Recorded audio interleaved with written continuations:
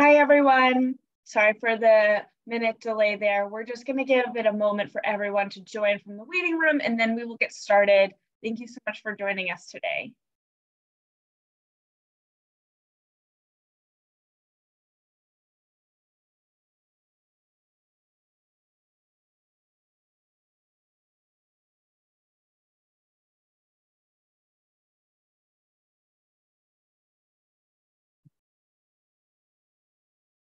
All right, I think we're good to go ahead and get started. So thank you all for joining us today for Human Trafficking Awareness, Know the Signs, Know the Resources. We are thrilled to have Audrey Morrissey and Julie Dahlstrom both here with us today to facilitate this training. My name is Charlotte Hoff. My pronouns are she, her, and I am the Manager of Administration at MOVA. I'm just going to go over some logistics quickly before passing it over to our first presenter.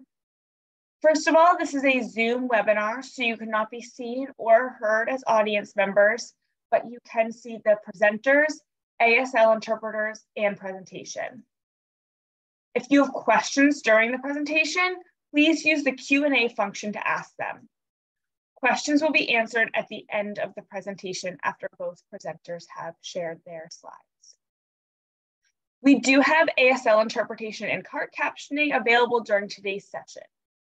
To see the closed captions, go to the bottom of the screen, click on the up arrow next to closed caption and choose Show Subtitle.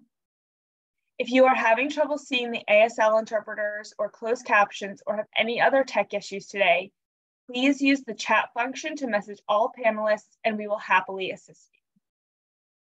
It is now my pleasure to introduce our presenters for today. Audrey Morrissey is the co-executive director of My Life, My Choice. As a local and national leader in the field of exploitation, she has shaped policy and service provision for C-sex survivors across Massachusetts and beyond. She serves as a lead trainer for My Life, My Choice and oversees My Life, My Choice's national survivor leadership efforts. Julie Dahlstrom is the Associate Dean of Clinical and Experiential Education and the Director of the Immigrants' Rights and Human Trafficking Program at Boston University School of Law. She writes and speaks as an expert on issues related to gender-based violence, human trafficking, public interest law, and immigrants' rights. She has been a leader on issues of victim rights nationally and locally. Thank you both for being here with us today, and I'm going to pass it over to Audrey now to kick us off. Thank you. Good afternoon, everyone, and thank you for coming. My name is Audrey Morrissey, and a co-executive director at My Life, My Choice, and we will be talking about a couple of things: the commercial sexual exploitation of children, and also adults, and we will kind of run through some slides and make sure that at the end provide you with resources that you will need in order to make referrals, whether you're making referrals for services for youth or services for adults. And so I'll dive right in.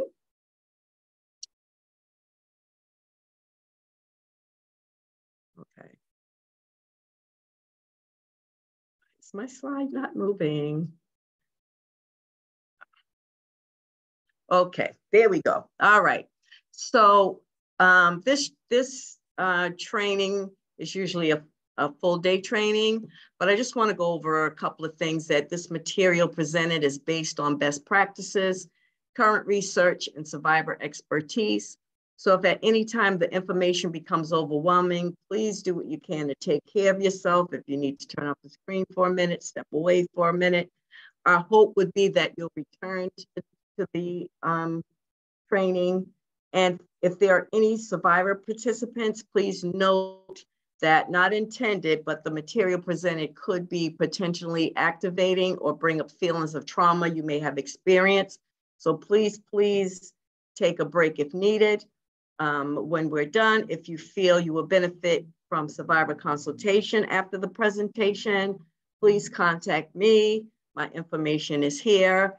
and I'd be more than happy to kind of process with you, because we know that even if you're not a survivor, there are people who know people, someone close to them that this has happened to. So we just want to make sure that you take care of yourself and support is provided.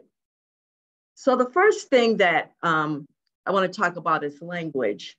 And it makes me think about when we first started doing this work and that term teen prostitute. And what we quickly learned about that term, first of all, there's no such thing as a teen prostitute, but we realized that it was very negative. So when folks use language like that, even the youth, when I would go in to run prevention groups with young people, when the staff would say, you're going to the teen prostitution group, of course, the kids would come down angry, I'm not a prostitute. And so we learned real quick the importance of language, because if we stop most people a busy area and said to most folks, what comes to mind when you hear the word teen prostitute? Some of them will probably say things like, she does it because she likes it. You know, she's a whore, lock her up. You know, they don't deserve services, you know, get them off our streets. Very, very negative. You know, they must have horrible parents. I don't want my kids talking to them. But what we learned is that if we stop those same people and ask them, what comes to mind when you hear commercially sexually exploited child? Now you'll get more people will say victim. And then if I ask, well, whose responsibility is the commercially sexually exploited child? Folks would say the community, that this is a young person that needs services.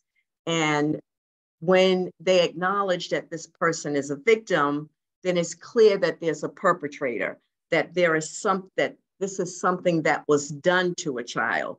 And so that's why we really encourage people, the language when we are talking about young people is commercially sexually exploited child. So what is the commercial sexual exploitation of children? First of all, it's a form of child sexual abuse. So this is fileable information. Remember, a little girl's dream is not to be exploited. You know, when I grow up, I want to be in the life. And when you are talking about exploitation, that also means that someone is profiting off the sale of that child. And 9 times out of 10, it is an adult who is profiting from the sale of that child. And for sure, the customers who are purchasing that child are adults.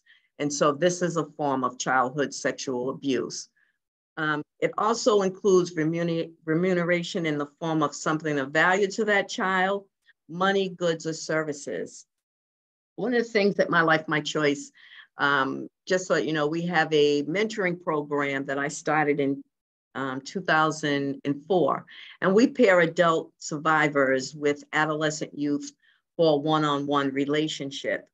And also we have a prevention group in which we go into schools, group homes to run prevention groups to prevent youth from being recruited into the commercial sex industry.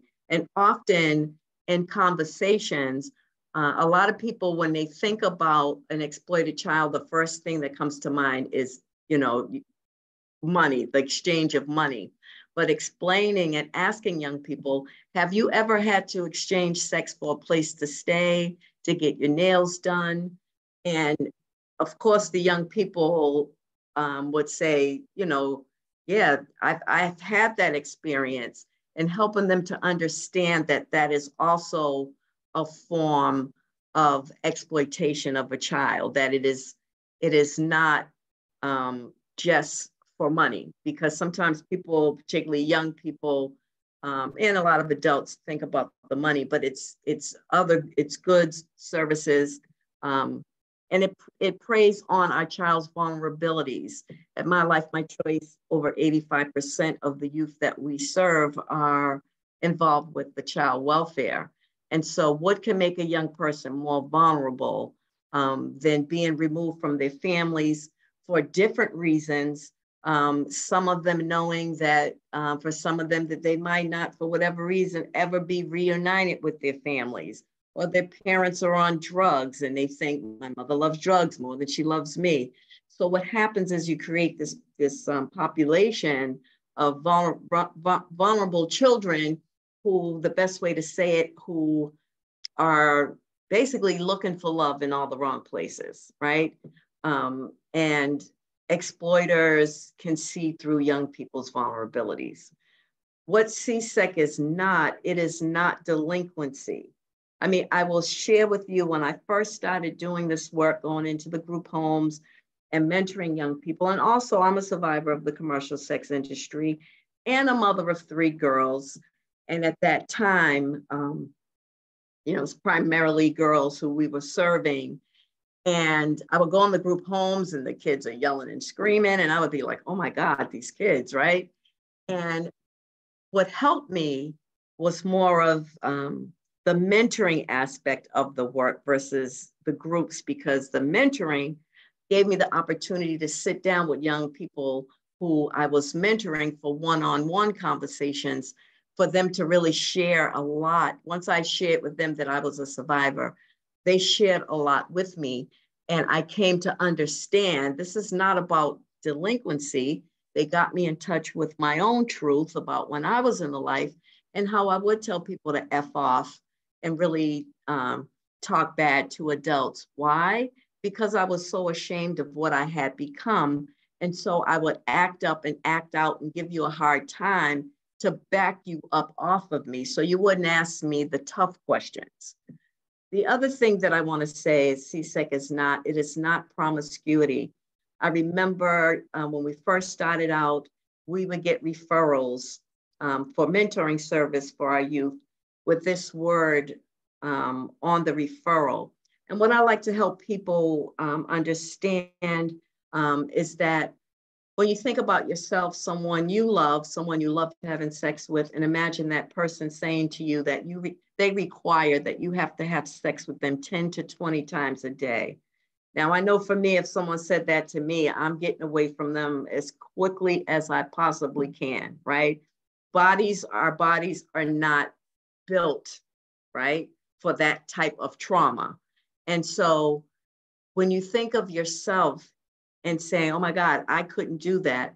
So I say that to say, then how could anyone think that someone in the life, whether a child or an adult, loves having sex with strangers, when you couldn't even imagine yourself having sex with someone you love, care about, and love having sex with that many times? So it is not promiscuity. It also reminds me, when I think about delinquency and how I would talk bad to adults, if one of those adults did say to me, but Audrey, how does it feel to have sex with a bunch of strangers? Then I probably would have broke down in tears crying. That was the worst part of being in the life. And the power of the exploiter and the power of the buyers, right? So what does CSEC include? Street prostitution, stripping, bachelor parties, gang-based exploitation, survival trafficking, interfamiliar exploitation, internet-based exploitation, and child sexual abuse material.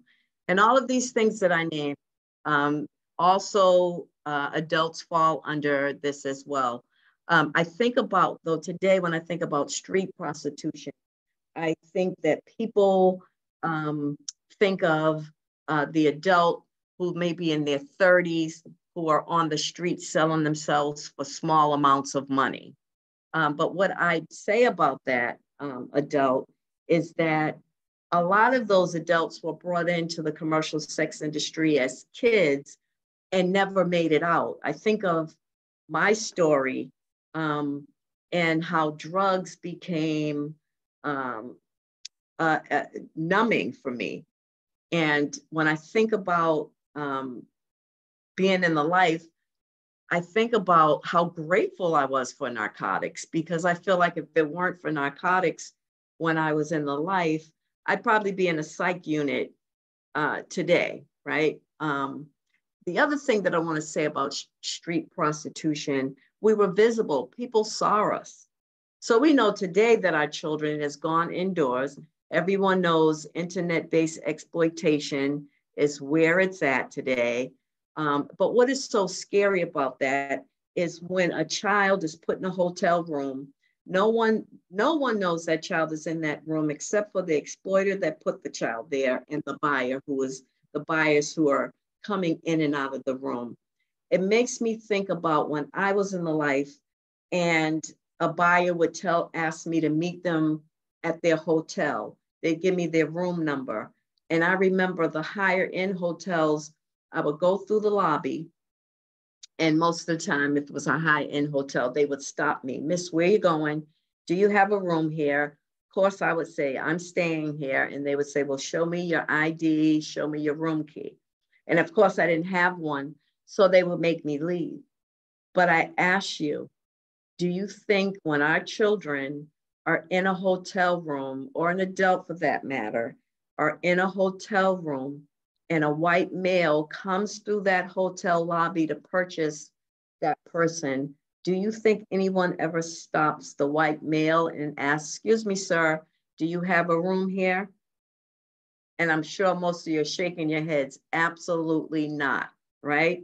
So there lies the difference. The other piece is that, again, we were visible. So if a child was missing, the chances are, if you were from Boston and your exploiter put you on the streets of Boston, someone that knows you will see you and be able to tell your parents, hey, I saw your daughter in the combat zone. And I remember witnessing quite a few times parents come into the combat zone, snatching their daughters off street corners and also coming into the strip clubs because they were visible. When children are missing from care and missing, their parents are not saying, oh, it's a possibility they're being exploited. Let me check the internet. And we also know that the internet is a big world in itself. So it's very hard to locate people, particularly children who are missing because they're not visible.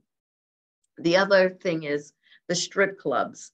Of course, in Boston, the combat zone has been shut down since about 1994 completely. But Rhode Island has a lot of strip clubs. My Life, My Choice has gotten referrals for youth when they did stings in clubs in Rhode Island and find kids in the strip clubs. And I want to be clear that anywhere that there is an adult sex industry, there are always children. And, you know, a lot of times exploiters will use the strip club route. But who hangs in the strip clubs? Buyers and exploiters, right? So it's still very exploitive. And we've also heard a lot about bachelor parties. The gang members are very much involved in exploitation because they understand I can only sell a gun once, a bag of dope once, but I can sell a person over and over again. And we can't have this conversation without talking about survival trafficking, in which I find most people are probably thinking, you know, what about the boys? And so a lot of times we'll hear a lot when we hear survival, adults, boys, trans youth, because a lot of times gay boys, when their family finds out, they'll put them out. Trans youth, a lot of times parents will put them out and they find, and it's other youth that show them, this is how we survive. When you think of people who are on the streets homeless, when you think of the adult women who are strung out on heroin, thinking that this is or whatever type of drug, you will hear a lot about the survival trafficking. And we also hear a lot about the interfamiliar exploitation, particularly if their parents are on substances or suffering from some form of mental health, where they are selling their children in exchange for money to buy drugs. We've served kids where their uncle was the exploiter. And the other thing to be mindful of is the child sexual abuse material that kids are exploited in those ways. So these are the areas of which we see our young people being exploited at My Life, My Choice. So we have to talk about who's at risk. And when we think about who's at risk for exploitation, youth who have not reached 18 years of age, have access to cell phone, tablet, or laptop, want more independence, have ability to be in community without adult supervision, feel judged, feel like others don't get them, want to fit in, and want to be in love. So according to this, all of our young people are at risk for exploitation. I think about when I was mentoring, and one case that stood out, this always stands out to me, bullet 2 and bullet 4, having access to a cell phone, to technology, and being in the community, which are things you can't prevent, right? And when I would pick kids up that were in group homes, for a lot of, they didn't have cell phones in the group home, they didn't have access to laptops, but when they were doing well in the program, they would gain access in the community, which they're in these programs to really learn skills to stay, safe as a young person could possibly stay in the community. And a lot of times kids would go to the library and get access to the computers in the library. And then they would make connections either with the exploiter or their peers who will leave the program with good intentions, right? They intended on coming back and get on social media. And the next thing you know, they're on public transportation, either going to their neighborhood, hooking up maybe with some girlfriends. They might be able to stay a night or two. Now they're afraid to go back to the program. And so they might reach out to the exploiter who's going to provide food, a place to stay. And so I've seen this scenario play out over and over again. And it's really about teaching our young people how to stay safe.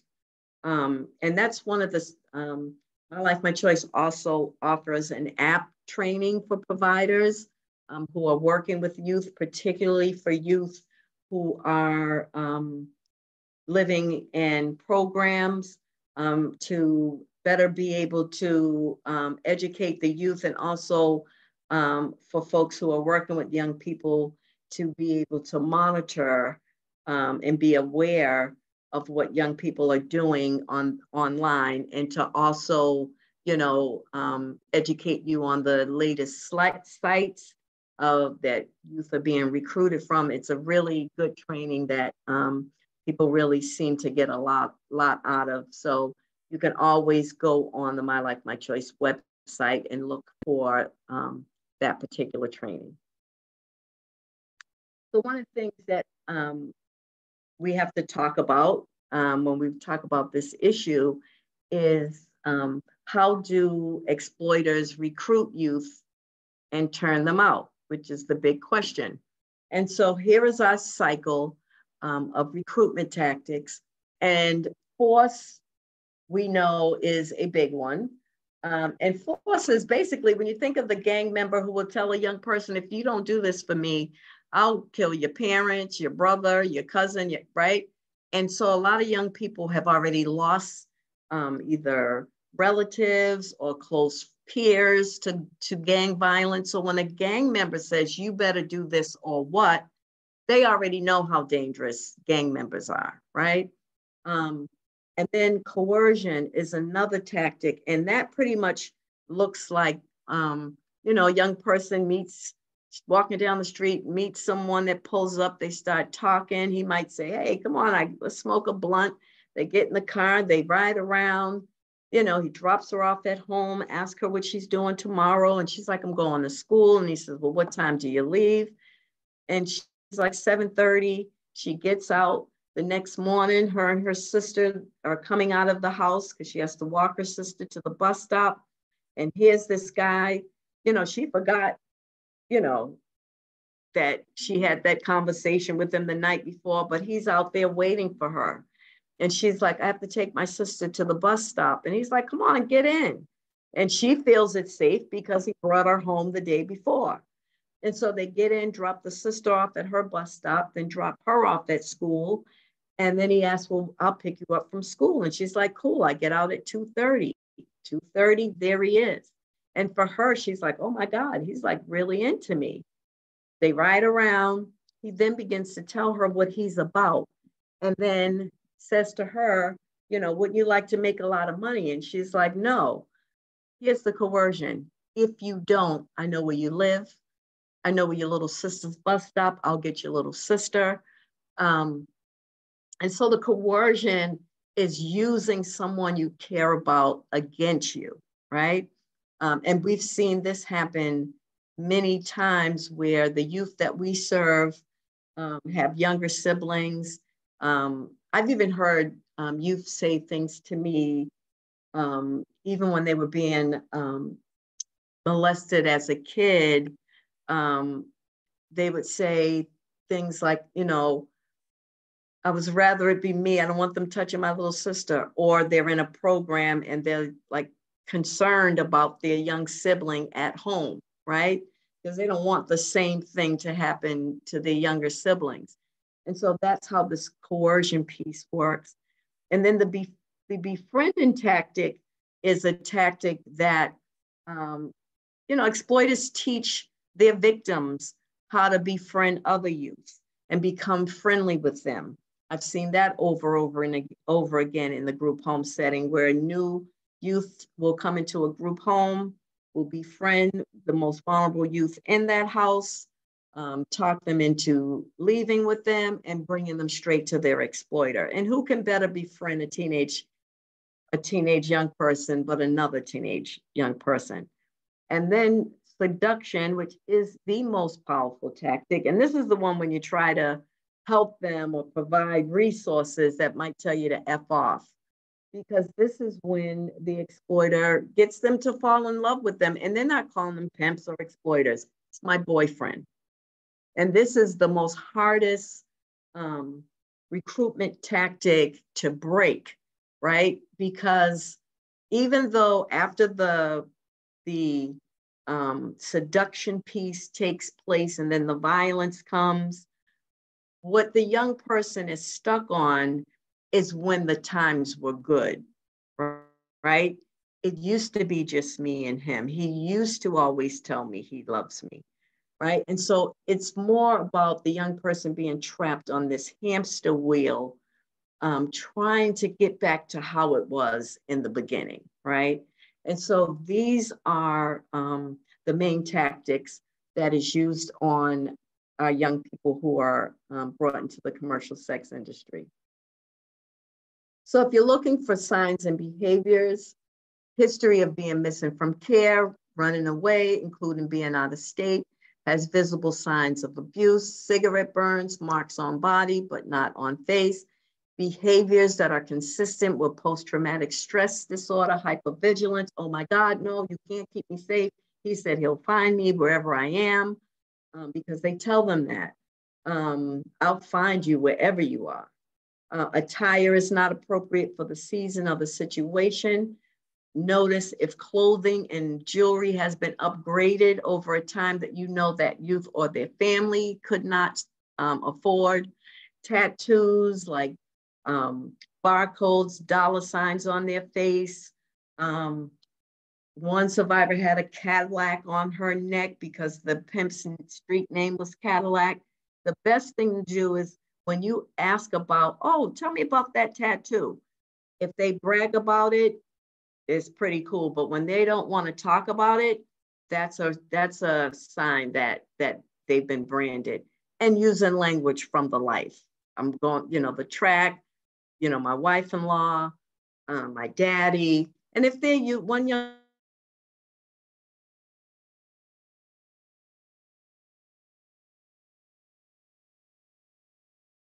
person said to me, it was the track. You ask them, they will let you know. Is involved with a person older, has a history of multiple sexual transmitted infections. Can you all hear me? I just said my internet is unstable.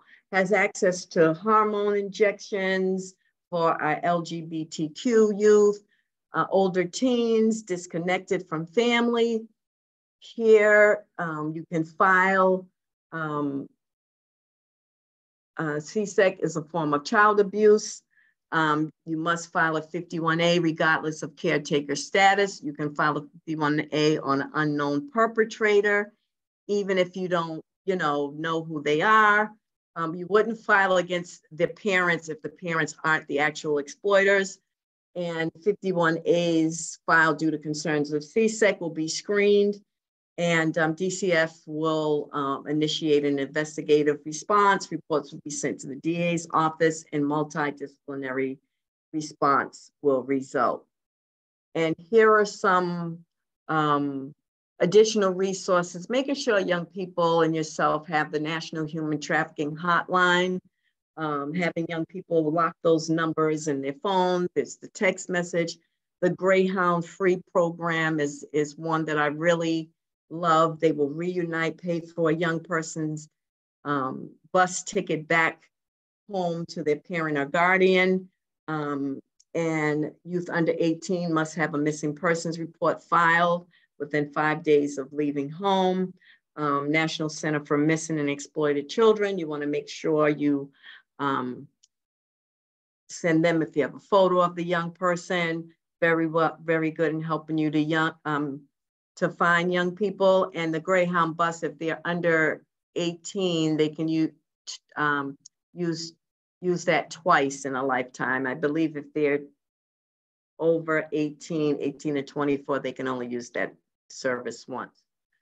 At My Life, My Choice, our mentoring service, you will contact Kat, and she is our assessment coordinator, and she will make the link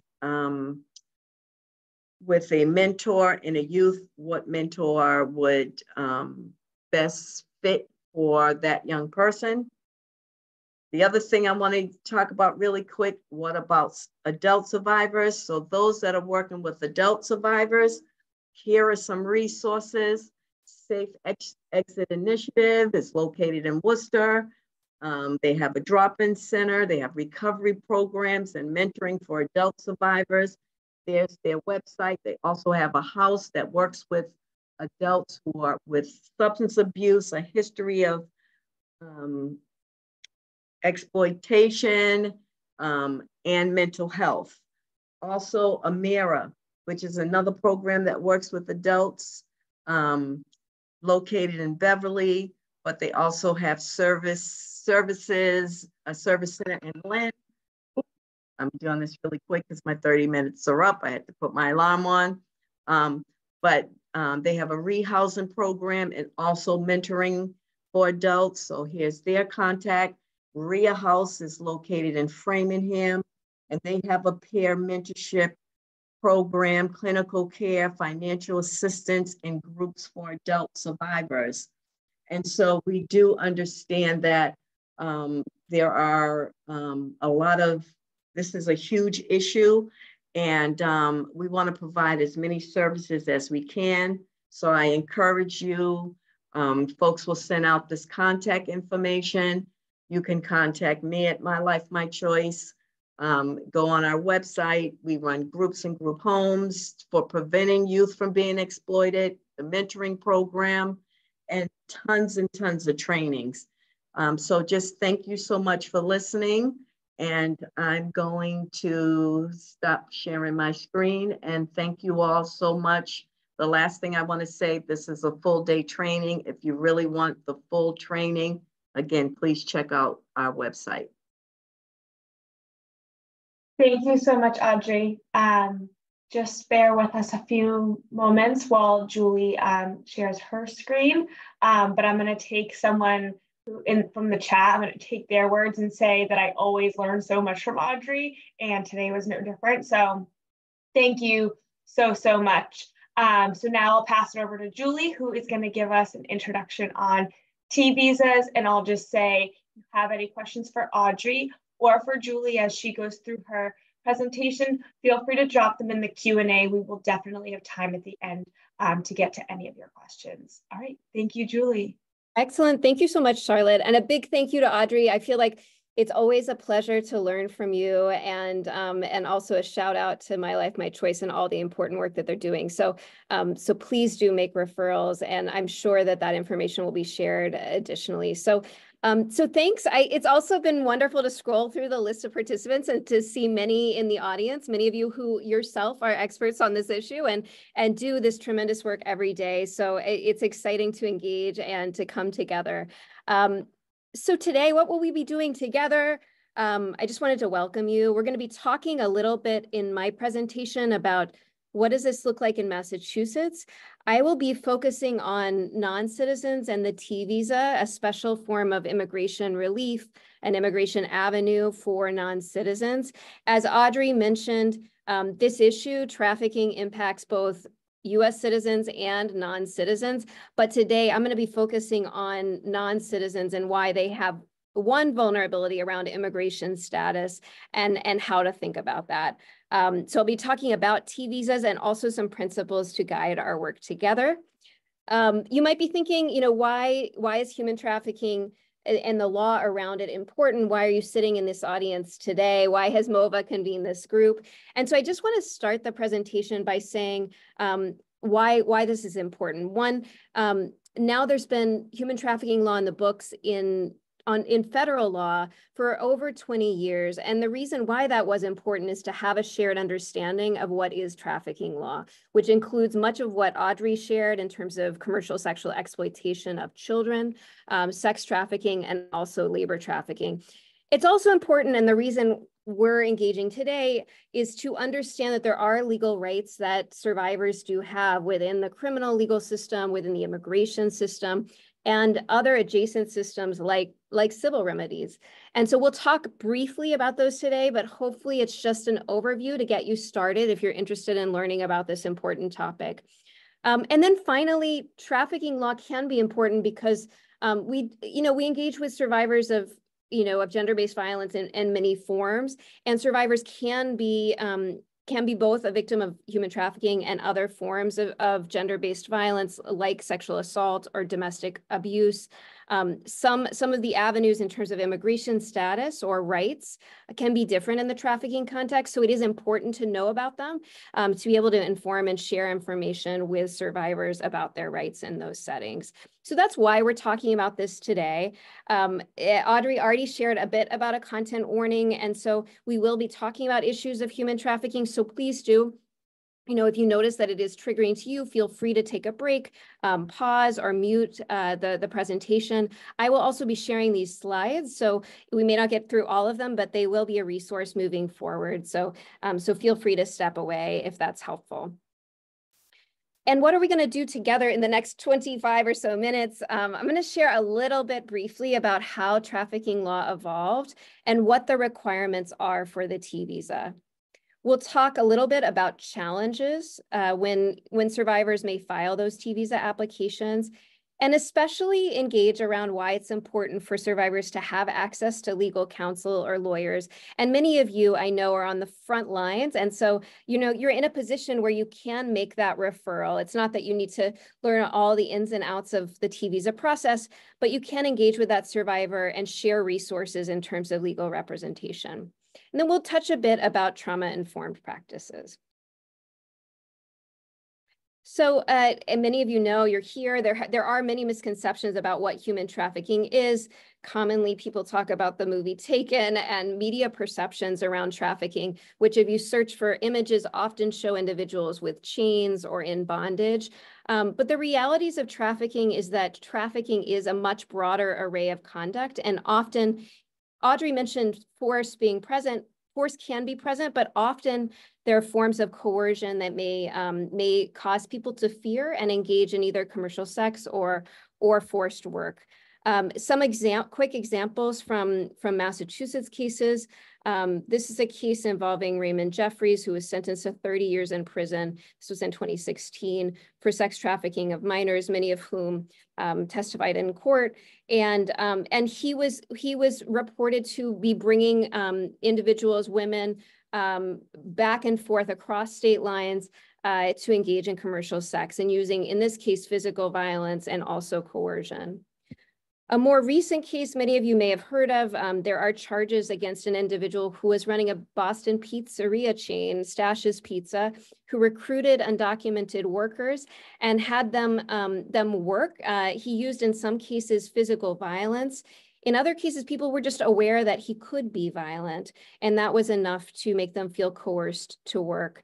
Many of them also were undocumented, and he would reportedly threaten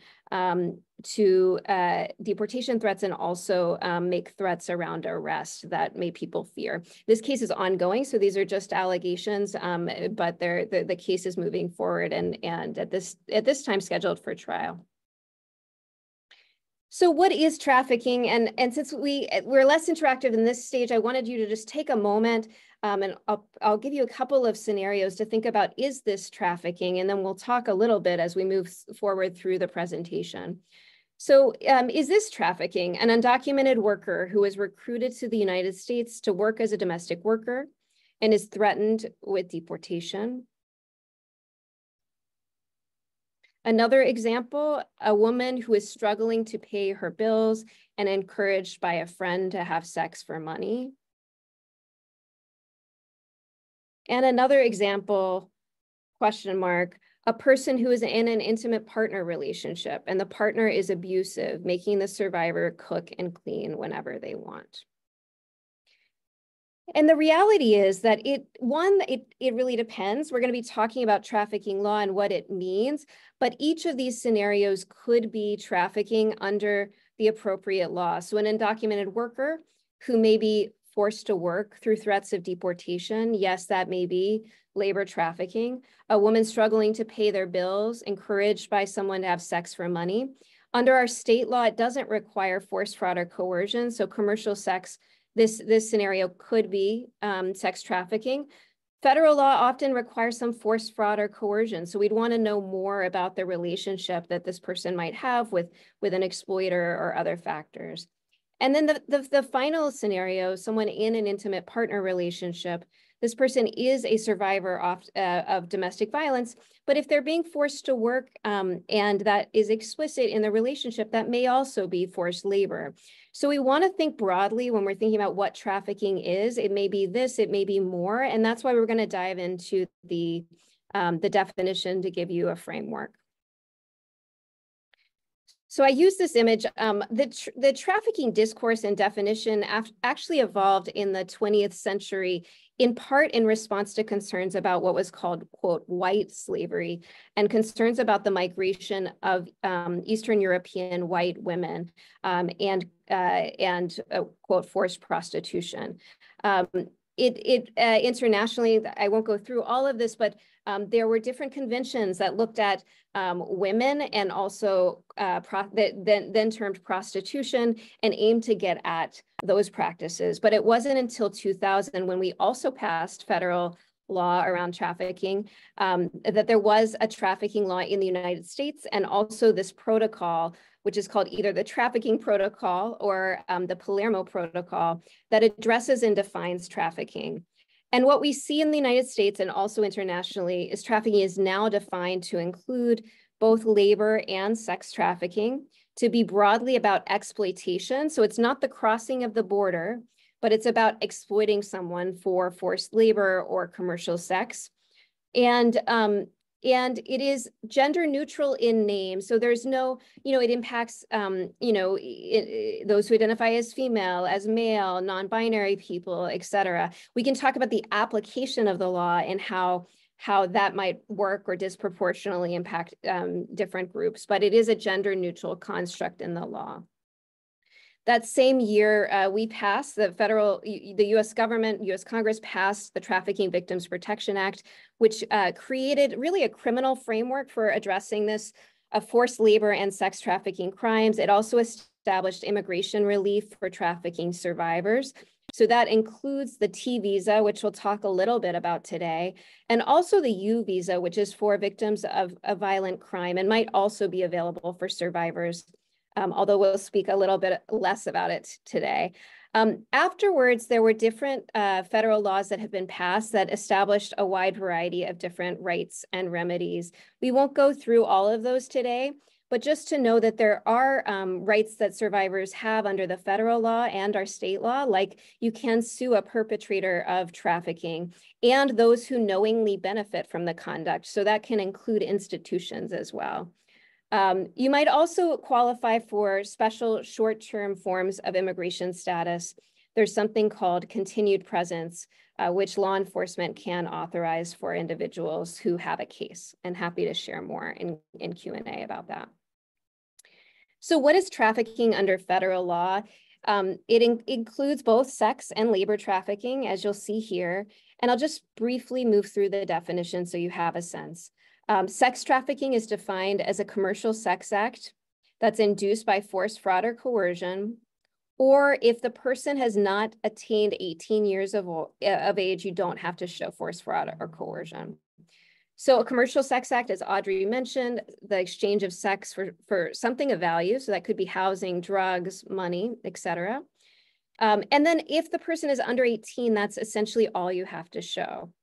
So there doesn't have to be movement across state lines if that individual is under 18 and trading sex for something of value. That is sex trafficking. If the person is over 18, you also do have to show force, fraud, or coercion. And in some cases, coercion, for example, can be quite broadly defined. And then separately, labor trafficking was defined. And we won't go through all the specifics, happy to answer questions in Q&A, but I will say, you'll notice there's no age restrictions. So there is a requirement that there be force, fraud, or coercion, and a connection to labor or services. And usually we're showing one type of verb like recruitment, harboring, transportation of a person for labor or services through that force, fraud, or coercion, and then for the purpose of one of these reasons. So it's a very complex legal definition, but essentially we're needing to show force, fraud, or coercion in the workplace, and that it was in order for this person often to induce serious harm. And we'll talk a little bit more about that in just a moment. And so I'll just introduce this. When you're thinking about trafficking, often there's an action, which we just sort of read through, some sort of inducement, harboring, transporting. So it could be that there's transportation, though there doesn't have to be. And then there's some means, force, fraud, or coercion. And then the purpose is either commercial sex or labor. So you have to have these three elements under the federal law. Our state law is a little bit different, and happy to answer questions on that. So federal law has different definitional frameworks. The one we went through is for the immigration context and for what's called a severe form of trafficking in persons, which the person has to establish in order to qualify for the trafficking visa. 50 states define trafficking quite slightly differently. For example, we have these two trafficking offenses: trafficking in persons for sexual servitude and trafficking in persons for forced services, both of which are a little broader than the federal law. And we're not going to go through those today, but they are important because if a survivor was victimized here and there is a jurisdiction, you know, in a district attorney's office or the AG's office, the attorney general's office, you're going to see them moving forward on these offenses. So T visas, essentially Congress in 2000 decided to create these immigration benefits, recognizing that undocumented survivors face a unique challenge in that they are undocumented and threats of deportation are real. And they might be fearful of stepping forward and engaging with law enforcement, fearful of deportation or other consequences. And so the T visa was created in 2000. There are 5,000 available annually. And what you see here is a graph that shows applications, so received, that's in the gray, over time, and applications approved. So what this says is that essentially the highest mark in this chart was 2020 when 1,000 were approved, so pretty low rates. This year, I understand that there has been the highest grant rate, which is still under the 5,000 annually. So it means that we need to still get the word out about this benefit. It also, as you can see, there have been greater applications. So that's good news that survivors are learning more about this resource and accessing legal services.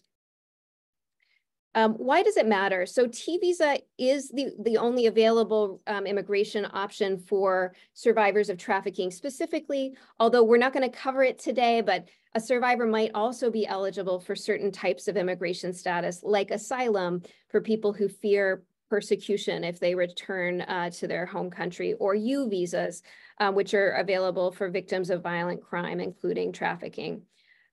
There are also short-term immigration benefits like continued presence or deferred action available to trafficking survivors. And it is important, law enforcement locally is going to look at the relevant state law. So that's important to kind of keep in mind. And also that they're beyond the immigration relief, which we're going to talk about today, there are other types of remedies that might be available, like filing a civil lawsuit, or if the individual has a criminal record, there might be ways to address, seal, expunge, vacate, address the underlying criminal case, as well as get criminal restitution or other remedies through the criminal case. So we're talking about immigration law specifically today, but there are other rights here. So what are the benefits that come from T-Visa status? It allows a survivor to qualify for family members to apply, and I'll just show you quickly in a moment who might qualify. It provides a pathway to a work card and eventually a green card, which might be quicker than other remedies like the U visa. It also provides access to a broader array of public benefits, essentially the same as refugees, which can be very, very important. And the individual would qualify for 4 years of legal status, so be able to be in the US for 4 years, have a work permit, and then generally in a number of years apply for the green card as well. There are other benefits, which we won't go through all now, but that the T-Visa might offer over other immigration statuses. So this is why it's really important to talk with an experienced immigration attorney who can review the individual's case, offer guidance about all of the remedies, all of the options for them, and do an analysis of which benefits to pursue, which we're not going to do today. This is just a list, and I'll leave this in the PowerPoint, though we won't go through it, to know that there are certain family members that can qualify as well. Like if you are under 21, you can file a petition for your spouse, your children, your parents, and your unmarried siblings. So I say this only because if you're a provider, it means that you should make a referral early on. That individual is aging out, or if they have family members who are aging out, it's really important that they get a referral and get that information as soon as possible. So what are the requirements for the T-Visa? So quickly, first, we went through number one, they have to be a victim of a severe form of trafficking in person. So they have to meet that standard that we spoke about earlier. They also have to have complied with a reasonable request from law enforcement in the investigation or prosecution of the trafficking, unless they meet an exception. And there are a couple of notable exceptions. One, if they're under 18, when the trafficking happened, not when they applied. And there is a trauma exception, which they look at similarly situated survivors and whether they could engage with law enforcement. The third requirement is you have to be physically present in the United States or another territory due to the trafficking. And we'll talk about that in just a moment. And they finally have to demonstrate that they would face extreme hardship involving unusual and severe harm if removed. So there has to be a reason why they can't go back to their country of origin. And then finally, we won't get into this in depth today, but they have to be admissible. There's a list of reasons why the immigration system might deny an application, like if you entered without inspection, that's a ground of inadmissibility. And essentially there are waivers, this I-192 waiver application, which has a fee and a process. And so for many survivors, they will be submitting a waiver with their application as well. So just to briefly get into these requirements, to give you a window into what's required, we talked a little bit about the standard that a survivor has to show. They have to meet the standard that we talked through. So this does usually entail providing a statement about their experiences of victimization, evidence. There might be police reports, criminal dockets, or other types of evidence, maybe a letter from one of you, a letter of support to corroborate those claims. And in this process, coercion is defined broadly. So we're often thinking about, you know, how to think about the case. If the perpetrator in the case engaged in a pattern that made that person fear psychological harm or reputational harm, that can meet this framework of coercion. And we have to provide examples, and that's through the survivor's story, their declaration. And I'm not going to go through all this now. I'll leave this for those of you who want to dive into it or in Q&A. So in terms of establishing that they're a survivor of trafficking, often we're thinking about that framework, that action means purpose. Submitting what is necessary and relevant information, but trying not to oversubmit information because the standard in these cases is any credible evidence, which should be a relatively low standard, recognizing that survivors often face difficulties in corroborating claims. And there may also be creative arguments to be made, you know, for those who are smuggled in to the US, but may have to work off their debt in the smuggling context. That may be labor trafficking. These are some of the overlap between domestic violence and sexual assault, and also forced criminality. So those who are forced to engage in, for example, drug trafficking, that is labor. So there may be an ability also to engage in creative arguments in this space as well. Second, you have to show that you were physically present in the US. Just a really quick note, that does not mean that you entered the United States because of the trafficking. Instead, what it means is that you can establish a connection between the trafficking and your current presence. So that might mean that the survivor is accessing mental health resources, or is cooperating in the trafficking investigation, or files a civil claim. So they're going to look at, is that current presence related to the trafficking? And so tips in this framework, many of you may be on this call, make referrals early in the legal process to show that you're accessing, the survivor's accessing these resources and is here on account of the trafficking. Reporting to law enforcement might help to strengthen that element, although it's not always required and definitely depends on the survivor. And there is a separate hardship requirement, which is different and distinct.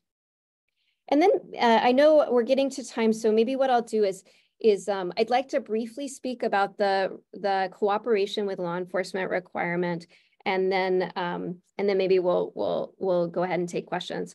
One of the biggest challenges for the T visa in the T visa context is that individual often is required to engage with law enforcement, and you'll see the standard here. They have to comply with a request from law enforcement for assistance in the investigation or prosecution of human trafficking.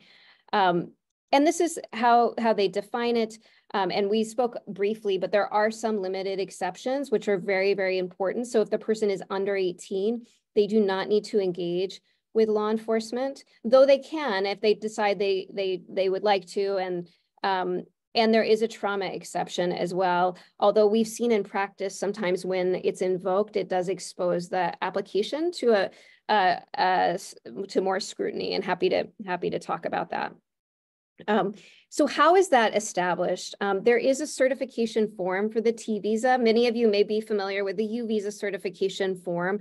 It's a standard form that law enforcement or the certifying agency would complete and would show that that person is cooperative.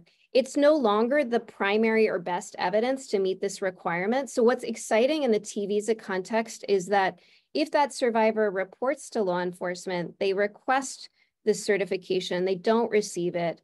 Unlike other contexts like the U visa, they can still qualify for the T visa. So again, they just would have to show that they did report and they made those efforts. And this is often their attorney, but it could be the survivor themselves. And they would document that, and then ultimately immigration would make a determination of whether they meet that requirement. Of course, if they have received the certification, that's great news.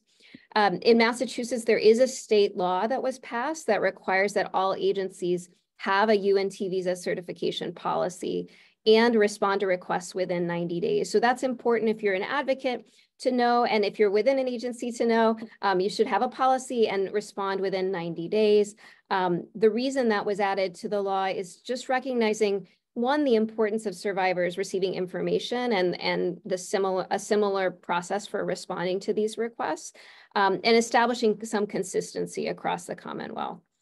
So this is helpful but not required, and that individual could still apply. So if you're thinking about, you're working with a participant or someone who's thinking about reporting to law enforcement, and maybe I'll kind of finish with this slide.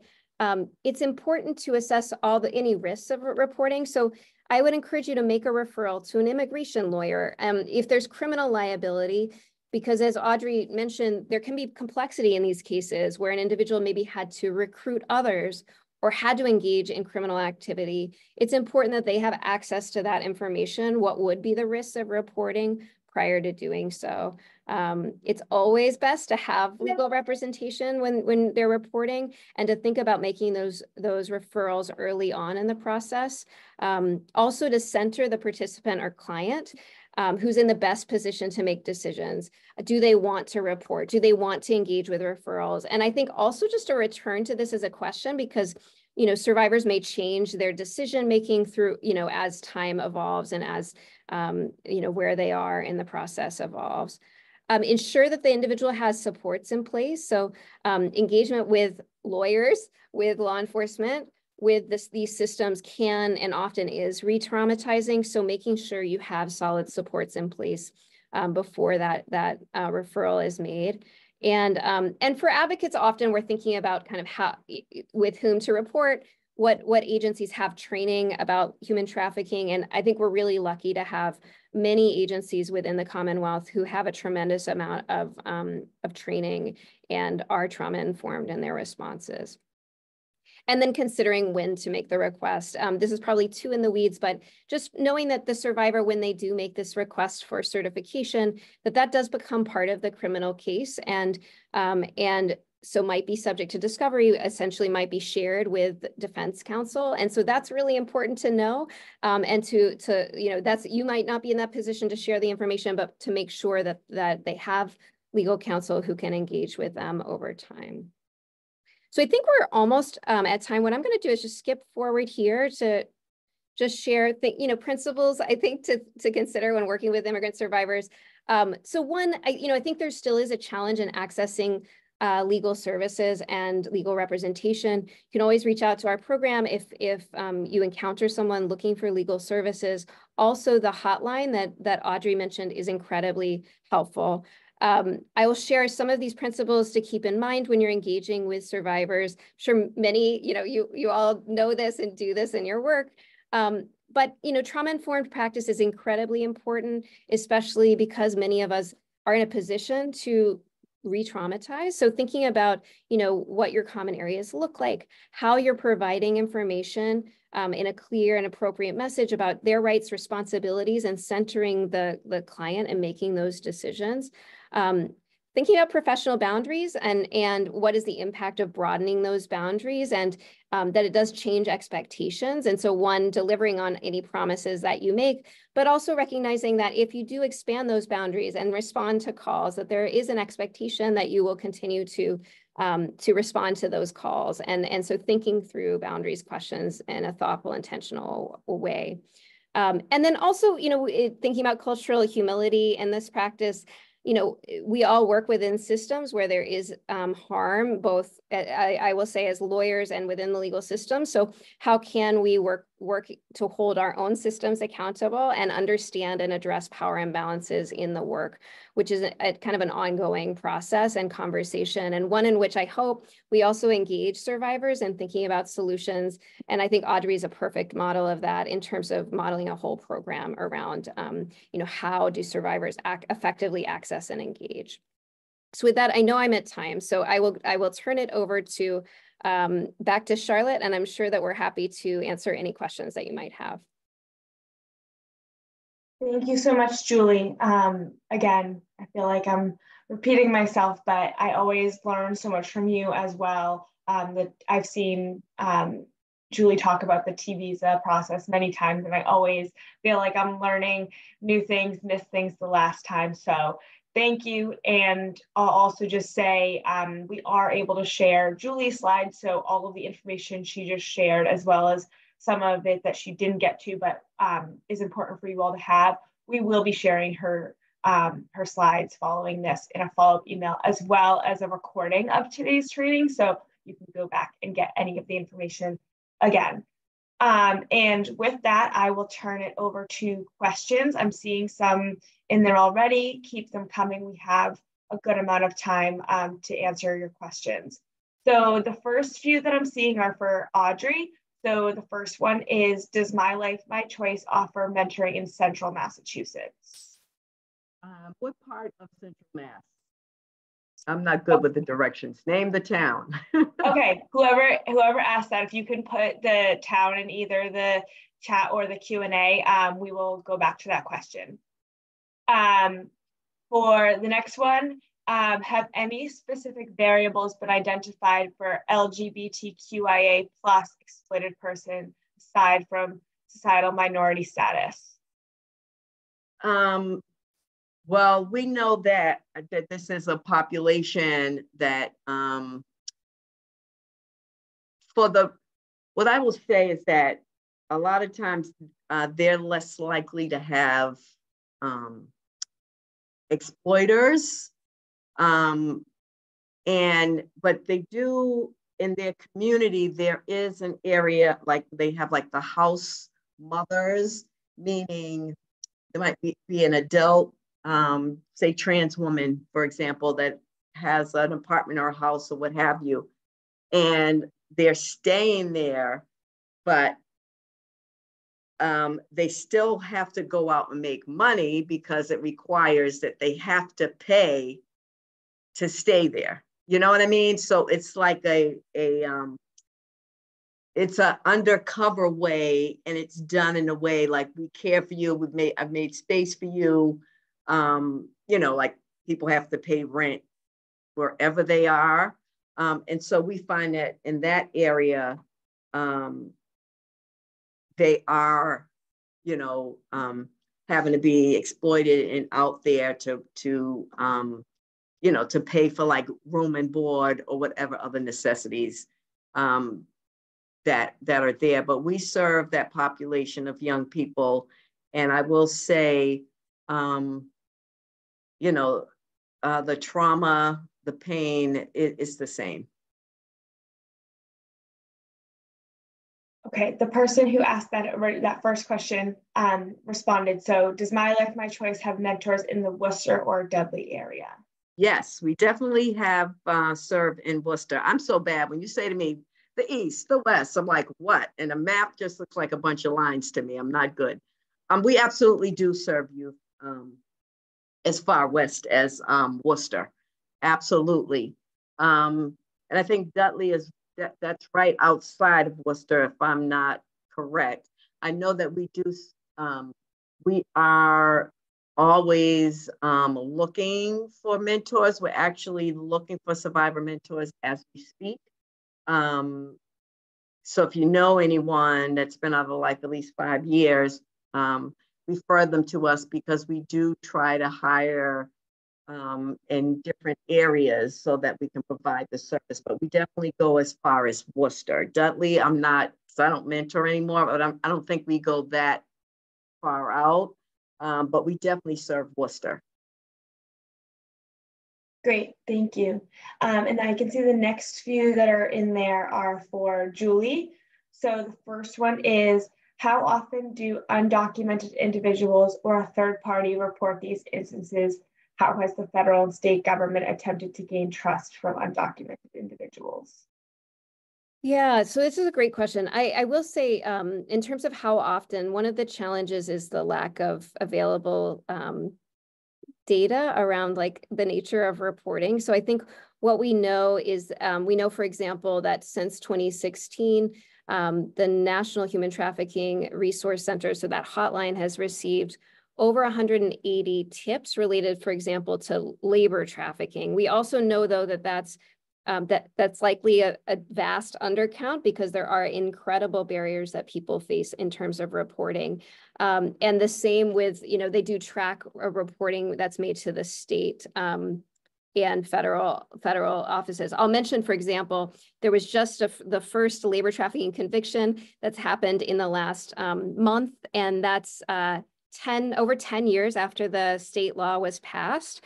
So I think that gives you a sense of the underreporting of labor trafficking specifically, but some of that also applies to sex trafficking. I think the question was also where you can report. So I'll just briefly mention, if you are engaging with someone who does want to report, the trafficking hotline does allow people to report to law enforcement. If you do contact them, they have a protocol for the area in terms of the offices that are trained on this issue.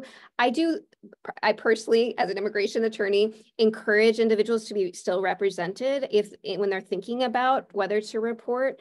And you can always get a referral for representation and think about, what agencies that lawyer could help the individual to think about what agencies are more likely to respond, might have jurisdiction, those types of questions. And that there was also a question in there, I think, about how have agencies done outreach, and I think some federal agencies have done considerable outreach. For example, Department of Labor is one agency that does trafficking cases. They also have policies about sharing information with immigration, which can help some to feel more comfortable coming forward and reporting. But happy to I can put my contact information if you're engaged with someone who is looking for information about where to report, happy to share more resources. Awesome, thank you, Julie. And the next one is also for you, and it is maybe a little connected to the last one as well. Upon receiving a case, does the U.S. or a foreign country administer penalties for perpetrators abroad who exploit/force others into human trafficking? Yeah, so I'll answer this in one way. So trafficking offenses, there is what's called extraterritorial jurisdiction, which means that if a crime does happen abroad and it, for example, involves a U.S. citizen, there may be an ability for the U.S. government to prosecute it here. So that's one answer to the question. Another answer is that often each country has their own sort of domestic trafficking laws. So it's possible if there's conduct abroad, for it to be prosecuted abroad. And there is coordination among federal law enforcement agencies and external, often it's through the Department of State when there are cases of that type. There's also a trafficking in persons report that's issued annually and is on each individual country and does sort of provide information and statistics about trafficking abroad. The next question, based on the person, I believe it's the same person, then responded after. So you might have answered this during the training, and then they were like, oh, got it, but I'll have you answer it again. Is there a reason why there are a limited number of T visas available? Yes, it's a good question. Just generally, Congress limited the number of both T visas and U visas when they created it. I think it was a political compromise in terms of limiting the number of individuals that receive status. So as an example, U visas for a variety of forms of violent crime, there are 10,000, there are 20,000. Oh, I just lost it. Someone can put it in the chat. Is it 20,000? There's more available. There's only 5,000 available in the T visa context, which is relatively low and again hasn't been reached. The waiting period now for T visas is about 1.5 years to obtain one. And for the U visa, it's 20 years. That's why I've suddenly lost in my memory the number of them. So 20 years, which is a quite long time. So that's why also if someone's eligible for the T, potentially they may want to pursue it. And I'll let you all know the number of U visas, 10,000. Great, thank you. And I always find that number, especially the 20 years for the U visa, which we didn't touch on today, yeah, quite honestly staggering. So good to know that the T visa is also an option for some folks. And the last question we have in here, the last question we have in here, though, keep them coming if you have any final ones, is it gives a specific scenario, but they're just looking for a resource, maybe a number they can call with someone who they're having trouble with getting the T visa. So I know you mentioned there was a number that I think you're going to drop in the chat. If you have anything else to say sort of on that, feel free. So I mean, I think that generally the question also refers to like this person might not qualify for a T visa because of, you know, maybe the time passed or, you know, so I do want to emphasize that may be the case, but it is always great to get a consultation. It doesn't matter with the trafficking visa how much time has passed or if they have never reported, but they might just do some reporting now and document that they still might qualify. So I just mentioned that, and then I can drop in the chat some other resources that are available as well. Okay, that is the last. Oh nope, we just got one more question. Perfect. I am gonna. Someone put something in the Q&A that maybe as a resource others want to see, so I'll drop that in the chat. But the last question we currently have is: can a victim apply for a T visa temporary stay while the case is investigated? That's a really good question. So yes, so here's they can apply. The issue with the T visa is you have to be here on account of the trafficking. So if you were not in the US, you cannot qualify for the T visa. So if that person eventually leaves or applies from abroad, they wouldn't qualify. But yes, they can apply. The other thing is this continued presence, which we didn't get into too much, is a form of status. It's a deferred action, essentially like DACA. Many of you have heard of that. It's a work card for 2 years, and law enforcement can support that application. And usually that only takes, it varies, but it's supposed to take a month to 3 months to receive that benefit. So ideally, you would receive this short-term benefit for 2 years, file your T visa application, and then receive the T visa within that time frame. Great, thank you. So that was the last question that we have, but I just want to thank both of you again, Audrey and Julie, for taking the time to share your expertise. Sorry, one more question. Oh, that's for me.